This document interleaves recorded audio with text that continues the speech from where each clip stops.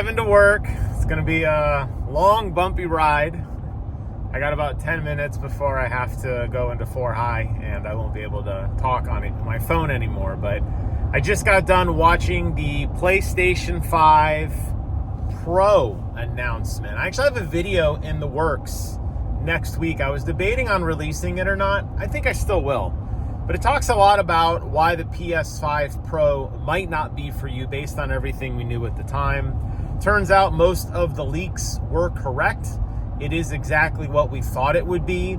It's just the PlayStation 5, but a lot more horsepower. We're getting into cell phone territory here, where each iteration of a console is becoming less noticeably more powerful than the iteration before it. And I'm okay with that as long as the cost is worth some of the upgrades and some of the directions they're going in. If you recall, when PlayStation 4 Pro came out, I was not a big fan of it because at the time, the only thing that it really talked about was HDR, which I didn't think was that important at the time. I have since changed my mind, and if I could go back in time to when that announcement was made, I would probably be significantly more excited for it. But that buzz term, HDR, 4K, that's really become standard language now. That's not anything new that we're not hearing. Most TVs have that baked in. Your cell phone has that baked in. It's just the way we consume media today. So there's not a big like, oh wow, how exciting. What is exciting, and where a lot of people have invested a lot of time and money, like myself, into, is the performance modes, where you're getting into a 60 hertz game or a 120 hertz game. And you are having to give up pretty significant impacts to visual fidelity in order to reach those goals. Draw distance looks rough. There's a lot of popping.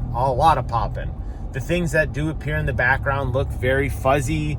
The game often drops to 720p, not even 1080, 720p. But the exchange is in motion, in fluidity. The game is insanely responsive. And if you do play a lot of 120 FPS games like I do, you do get an eye for this stuff, and you do start to notice when games drop and when quality drops, and it does kind of break the experience. I agree with Mark Cerny. I think the sweet spot is probably 4K 60. But recall, 4K 60 is what they promised us back when the PlayStation 5 launched so many years ago. It didn't deliver on 4K 60. It can barely deliver on 4K 30 at times, and it does struggle because they have to add in a lot of artificial intelligence sampling to try to fill in the gaps on the pixels. You're seeing a merge between console and PC, and when you buy a PC, you're never getting a game that you're never buying a PC for a specific game. You're buying it for a kind of known experience, and you know that your games will run 1% better, and that's good enough. And I think console gamers now are probably going to have to start to wrap their heads around that. Mark Cerny is not promising you that every game will run at 60 frames per second at 4K, or every game will run at 1440p at 120 hertz. He's not saying that. He said target and hope and wish and these insightful terms that make us feel like we're trying to get there. This will be better than what you had. It will be 40% better, but what does that even mean? And more importantly, how much of a day-to-day change is it going to make? And I'm going to bet a lot of people watching that last minute or two of that sizzler reel where they showed some of the games side by side and they showed games running on the new hardware probably didn't notice any difference. And I'm not picking on you if you didn't. I did. I have a TV that supports that, and I absolutely noticed the difference. And I was like, ooh, the question is, do I want to spend $700 plus another, I think it's $80 for the external drive to get that? And is that money better spent on doing really anything else with gaming? Should I upgrade and buy another graphics card or increase my memory in my computer? Those are the things that we're going to have to ask ourselves. Why are you calling me while I'm driving? I'm trying to record a video here. So these are the things that you kind of have to start to ask yourself when you start looking through some of this technology. And this isn't going to be a cut and dry answer. This console is not going to be for everyone. It's definitely a much smaller niche of people like me who are very performance driven and who want the best. I'm not sold on it personally. I do want to read a little bit more of the technical specifications. I need to get the Digital Foundries of the world. I need to get this in the hands of people. I do feel like I'm leaning towards getting it because I know what a PlayStation game does look like when it runs at a true 120, and I know what PlayStation games look like when you have that like beautiful OLED and long draw distance and shadows. Like, those are some of the best experiences I have ever had in gaming, and I'm really excited for that. And especially sitting upstairs in my game room, which has been all redone and is pretty and fun and a great place to hang out and a great place to like live, and like I just want to be up there. I want the best experience I can get.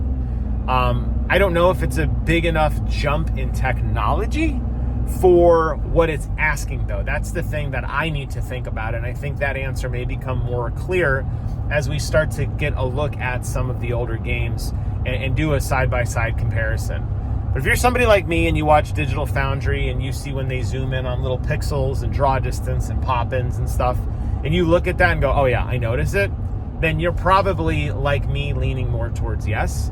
If you're somebody who says, I just play on whatever the game is, I don't even adjust quality and performance, 30 frames per second doesn't bother me at all, well, then you're definitely a hard no on this. And I would even argue for people who don't even have a PlayStation 5, number one, what is wrong with you? But number two, I would argue that people who don't even have a PlayStation 5 right now are probably thinking the same thing in terms of, maybe I don't even need to jump up to the highest, latest, greatest one. Maybe the kind of standard basic one I have is good enough. And I could see that just as well. So a lot of interesting discussion that's going to be had over the next few weeks for sure. Lots of, and we're only a couple months out from this thing. It is a steep ask, but we'll have to see what happens. I don't know. It didn't move me as much as I wanted it to, but then when I sit and think about some of the performance that I missed out on and some of the games that I played that could have looked just a little bit better, yeah, over time, for the amount of games I play, yeah, I could totally see value in this. But then what am I going to do with my old PlayStation 5? I don't need two of them. The resale market sucks. I spent a ton of dough on I spent a ton of dough on upgrading my PlayStation and putting in these, massive M.2 drives, which I'm not going to have to probably worry about on the new one. Of course, they're going all digital, which I'm not a fan of, but that's a video for another day. But there you have it, just initial thoughts. I think I'm leaning yes, but I'm conflicted, which probably means most people are hard no and thought it sucked, because I know a lot of my friends do not have 120 hertz TV. A lot of my friends don't really care for that. It doesn't seem like it's much to them. I'll go over to their house and play games with them on their computers, and I'm like, you need better frame rate. But I'm trying to be a snob, right? I'm trying not to be a snob, but I am a snob, and that's okay. That's okay. Everybody's different. This might be a snob console. This might be one of those things that like the 1% of the people have because it's better, and I could do a 75-minute video explaining to you why, without a trace of doubt, the PlayStation 5 Pro, the most powerful console in the universe, the best thing on the planet, is it's for you. And I could show you frame rates and response times, and you're just going to say, I don't care. So maybe it's a snob console. I don't know. Maybe they should call it the PlayStation 5 snob. There you guys have it. I'm getting ready to turn into yet another access road. Hope you have a wonderful day. I don't know when this video is going to upload because I don't think I even have internet out there. But I wanted to get my thoughts on video at least at launch of as soon as seeing it. I just got done seeing it. And I wanted to record my initial knee-jerk reaction. I will leave that other video up. That's going to be next week as I'm thinking more about it. I think a lot of what I said here will probably be articulated better there, but hey, it is what it is. Got to chase them views. Thank you guys so much. Have a wonderful day from the beautiful back streets of Georgia. Take care of yourselves, and until next time, I will see you guys on the other side. Bye-bye.